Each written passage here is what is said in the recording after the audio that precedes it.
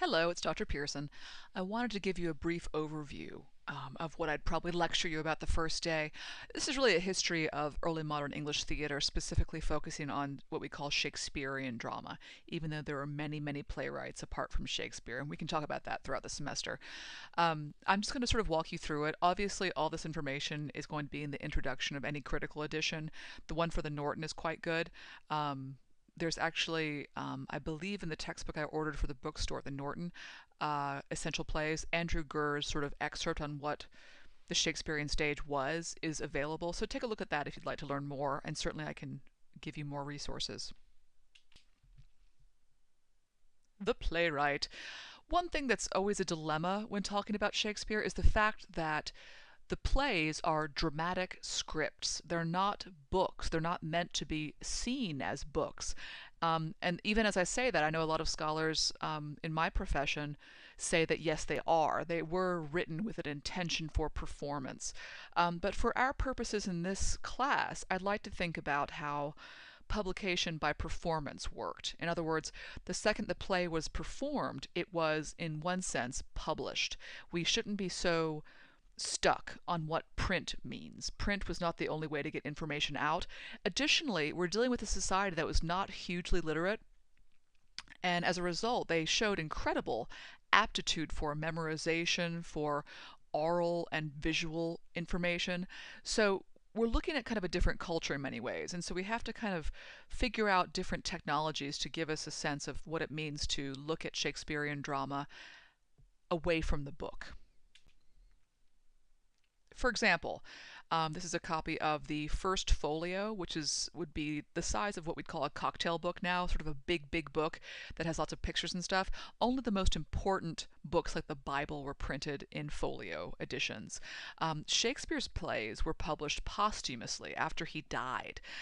Individual plays did get published here and there while he was alive, but Shakespeare never sort of appears never to have sought out publication the way some of his colleagues did, like Ben Jonson. Um, Also, a lot of his plays only exist in the folio. Like, God, is it Macbeth? I think it's Macbeth that only exists in the folio. It's not published anywhere else. The Tempest is the same way. And so, to understand what we know, to understand the early modern play-going experience, we kind of have to rely on these play scripts that, in this case, in Shakespeare's case, were often published after he was dead. He had nothing to do with their publication. So we have to sort of question, what can we trust? Who is the author of this text? Okay, let's think about play going, because this is the bit I really want to spend the most time with. What's important to realize is that play going was still a novelty during the time of Shakespeare. He gets going in the 1580s, really, but there were no theaters at all until the 1570s. So, what was going on before then? It wasn't as though there were no plays. What happened was the Middle Ages. There was a real loss of a lot of the Greek and Roman comedies and tragedies, and so drama had become almost inextricably linked to religious doctrine. And so plays, especially in the Middle Ages in England, were didactic and religious. The picture here is from one of the wagon plays, the mystery plays, like the Chester Mystery Cycle, the York Cycle. This is the Noah play, I believe, from York. This is what drama was. Reenactments of the Bible meant to instruct people who were religious, wanted to be more religious, and especially could not read the Bible for themselves. A little bit later, into the 16th century, the 1500s, Tudor drama becomes quite popular, largely because the Tudor family themselves were interested in entertainments. It became very fashionable to have a certain kind of drama presented in your house. And so a lot of really interesting plays were put on, um, some religious, some non religious, in banqueting halls, because again, there was nowhere else to have them. And I think we have to keep that in mind, that the stage itself was sort of a new thing and a very new technology. I just love this picture too. What a great place. Okay, what you're looking at here is, I wish I had a laser pointer, is basically the north of London. Um, the first theater was called the Theater, which is kind of fantastic. I mean, what a great ability to name it. Um, Shoreditch is one of the suburbs of London. If you look at this picture on the left, if you look about midway down, it says City Wall. That's the old Middle Age wall of London, and that's sort of where the city ends in terms of its political agency. Although the city itself was certainly much bigger, so, sort of like Atlanta and the perimeter. Outside the perimeter, there was very little legal intervention, and as a result, the theaters, when they were built in the 1570s and 80s, were never really under the same kind of authority. The name for these spaces is called the Liberties. If you look at the brackets I set up, that's sort of the boundaries in a weird way of the City of London, the capital C, City of London. Everything south of the River Thames was up for grabs. Everything north of the Wall was up for grabs. So you have a lot of space in which to build theaters. They were only allowed in land not owned by the City of London. So the liberties were free. And most of the liberties were basically old church lands that had been confiscated under Henry VIII. Why did they have to build the play outside the city? Because naughty things happened at the theater. But also, a lot of the different options for entertainment were all available in the same places. So if you had an afternoon during the week and you felt like cutting school or leaving your job and just going out and doing something, you'd walk down to, or take the boat across the Thames and go look at whorehouses, bear baiting, bull baiting, and theaters. These were all kinds of entertainments that were available next door to one another. I mean, in this picture, it's sort of a very old imagining of what bear baiting was. Basically, they'd bring a bear in, back when there still were bears in Europe and England, and set bulldogs and bear dogs on them. And you'd bet on who would win, the bear or the dogs. Delightful. But think of it, this is sort of the audience had to decide whether they wanted to pay to see this blood match or to go see something like Hamlet. It's a very different way of thinking about theater. Theater was not the elite entertainment we think of today. Okay, so at first the playhouses were kind of the redheaded stepchild, right? They were not classy. Actors were trashy. Plays were not real literature. But then the playhouses started making real money. Going to see plays was very, very popular. And soon a group of entrepreneurs, including James Burbage, whose son becomes a very famous actor, they use timbers, literally the construction materials from the old theater, which gets torn down, and they build a new playhouse called the Globe. And this is a wonderful contemporary drawing of the Globe. You can sort of see what it must have looked like in the time. Okay, so who went to these theaters? And it wasn't just the Globe. There was the Rose, the Swan, the Red Bull. There were dozens of theaters, and a lot of them had sort of different angles on the kinds of plays they had. It's sort of like a restaurant. Like, do you feel like Chinese or Thai tonight? Like, you'd figure out what kind of play you wanted to go see, and then you'd go see it. Okay, but who went? Everyone. Now, this changes over the course of the early modern period, but in the time period we're looking at, especially sort of the Shakespearean age, from say 1585 to 1620, really everyone is going together, all classes, men and women. And look at this number, up to 25,000 people per week. That's a huge number going to the theater. And I have a wonderful little image there of what a sixpence looked like.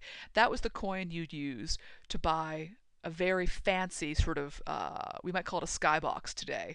What did you pay to go to the theater? If you wanted to stand up and be a groundling, you'd pay a penny.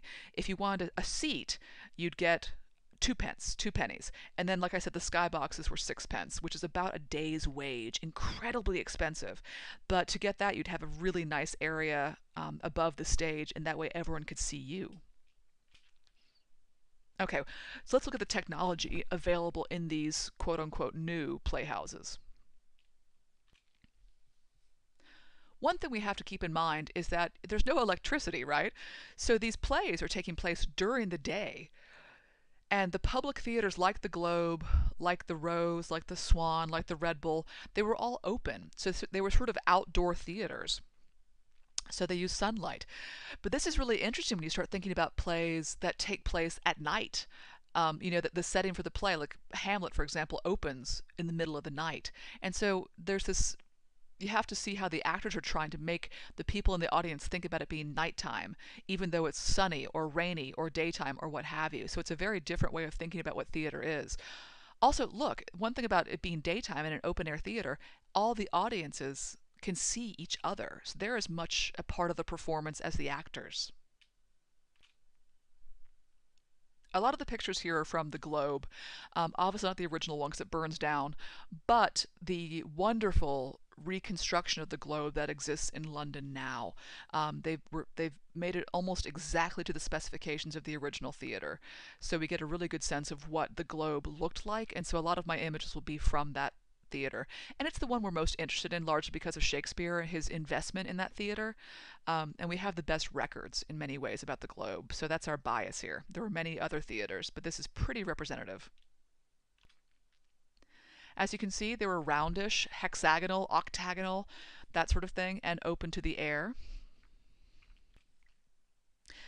As I mentioned before, the audiences were everywhere. The stage, as you can see in this picture, is sort of the yellow piece, sticks out in the middle of the crowd. And so if you're bored by the play, you could just look out and look at the other people around you. And this is in some ways why it was more expensive to sit in a chair up on one of the upper tiers, because that way you were sort of part of the show. You wanted to be seen. So it's an interesting thing. What is a thrust stage? This is a wonderful photograph from ages ago. As you can see, the stage comes out. The stage comes out and people could even sit on it. It went out so far. But basically, it means the audience is part of the performance, and also the actors come right out into the audience. It's kind of unsettling, actually. It changes the dynamic of theater a great deal for us. One of the main reasons it changes is because we're used to what's called the proscenium theater. That's the one on the left here. There's a stage, there's that little sort of extra area called the apron, and there's a curtain, right? And so we're all seated facing this stage, and it's got wings, and we sort of can't see what's happening off stage. Where on the right, we have a thrust stage, and there are people all around, so you're never out of the audience's sight. And the audience could be looking at anything. It's much less controlled and much more dynamic in many ways. Okay, the people who paid a penny, they're called the groundlings. Now, look at how high that stage is. If you're a groundling, and again, remember 400 years ago, people were smaller than they are today, the stage would come up to your chin, or your eyes even. It would be a very different perspective on actors. You'd always be looking up at them. And also you'd be standing for at least 2 hours watching a play. You can see, though, why a lot of the Shakespearean dramas seem to offer opportunities for the actor to kind of talk to the audience, interact with the audience, because they're literally right there and they can see you and you can see them. But that's the term for the people who paid a penny, the groundlings, because they're standing on the ground. Above the lower part of the theater are tiered seats. You can see level 2 and level 3. Those people have chairs, and they can see everyone on the other side of the theater. They can see the stage, and they get to sit down. Okay, here are the Lord's rooms for which you'd pay a sixpence. As you can see in the middle where it says Juliet's balcony, those are musicians. They're right above the stage. But the Lord's rooms would be sort of boxes where people could sit, have a private room. They'd probably have food service in some way, and they'd be very close to the stage. Okay, there were also indoor theaters. We call these private theaters. That was the term in the time period, as opposed to public theaters, which were open. This is a picture from the recreation of the Blackfriars Theater. This one's in Stanton, Virginia. As you can see, it's almost the same setup, but there's a lot more seating and it's smaller. So a lot of the more technologically advanced later plays by Shakespeare, like The Tempest or Winter's Tale, took place inside in these indoor theaters, specifically the Blackfriars. And here you have the added bonus of allowing people to sit on stage, which is so cool. Okay, let's look at the way the stage was set up in the time period and also the terminology they use, so we can sort of have a vocabulary to talk about these plays. Okay, the stage itself is Earth. There was a very sort of cosmological way of thinking about the different regions of the stage. So the stage was often called Earth. It's the main setting. It's where humans live. It's where most of the action takes place. As you can see, there are columns to either side, multiple doors, 3 actually for entry and exit. And the middle area in this picture has a sort of a hanging in front of it. That's called the discovery space. That's often where you reveal something to be taking place. But look, there are no stage props. There are very few areas of set design, what you have is sort of a beautiful, ornate space, but one that has no additional accoutrement. So the acting is what matters the most in a setting like this.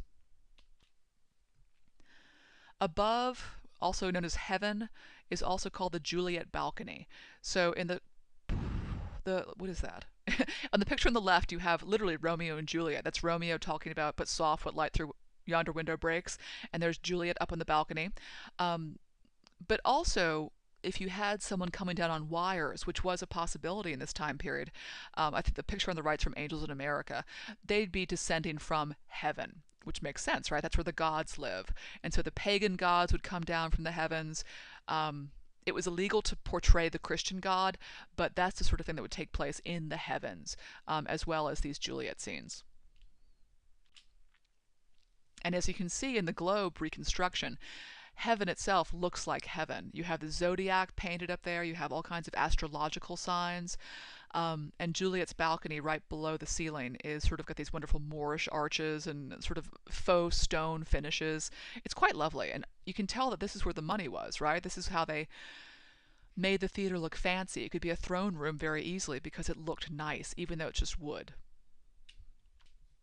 Okay, below is called hell. And this is where graves are dug, where demons come from. There are a lot of devils in plays, like Dr. Faustus, for example. They often emerge from below the stage, which is called hell. The cartoon here is Hamlet. It's the gravedigger scene, and it takes place sub-stage. So there's just a sense of what these terms are. And what you see in front of you too is a proscenium stage. That's not a thrust stage, but just a way to show you what the traps look like. Okay, there was not a lot, as I said, of property usage on the early modern stage. They didn't have set pieces, they didn't have huge set design. Where they spent their money was costumes. The picture I show there, the mask costume, that's for a royal performance. The king and queen often uh, asked poets to write specific kinds of plays for them called masks. Masks are very allegorical, they're very ornate, and they often feature dancing, so it's much more of sort of a spectacle than a play. But those costumes, as you can imagine, were bananas, as you can see from this one. The hair's on fire, the wonderful costume has sort of licks of feathers and fire and silks and all kinds of things. But even on the Shakespearean stage, the costumes were frequently quite good, largely because they were borrowed or bought from nobility. So the king on stage, Henry V, would be wearing probably something incredibly ornate and very much like what an actual king might wear. But what this also means is that very few of the plays in the period were historically accurately costumed. So in Julius Caesar, they probably didn't wear togas, for example. They probably wore everyday Elizabethan dress. But they always had a variety of costumes. So you could be a queen, you could be a wolf, you could be a servant. Costumes were the most expensive and valuable property that the playhouses had. That's where all the money went. As I said, there was very little staging, but I wanted to show you a few examples of how staging could be made quite fantastical. Starting clockwise from the black and white woodcut, that is the frontispiece of Dr. Faustus, Christopher Marlowe's play, and scholars think this is probably a representation of how the stage was set up for the performances of this particular play. As you can see, the actor playing Faustus is inside a summoning circle, and there's a devil coming out from under the floor. So you get the sense of how a devil could come out of a trap. And again, this is where costuming and makeup would matter. They had all kinds of cool ways to make devils look like devils and be quite scary. They used a lot of fireworks and things like that. Okay, to the upper right, we see Lavinia from Titus Andronicus, one of Shakespeare's early plays, incredibly violent. In this scene, she's just been raped and had her hands and tongue cut out. And a lot of different productions do different things with this particular scene, but in the early modern period, they would have access to the technology to make her all bloody, including using a lot of actual blood. So it would be quite gory, just to let you know that it isn't just they had to fake it like a high school play. It got very, very technical. Lower right, we have someone wearing horns to be a devil. Usually in the early modern period, they'd wear giant masks, like full head masks, but they could also do just horns, as in this picture. And then the final picture is from The Winter's Tale. There's a scene at the end when a statue of Hermione is brought out, and everyone thinks it's a statue until she starts moving. So it's another sort of piece of stagecraft that was possible during this time period.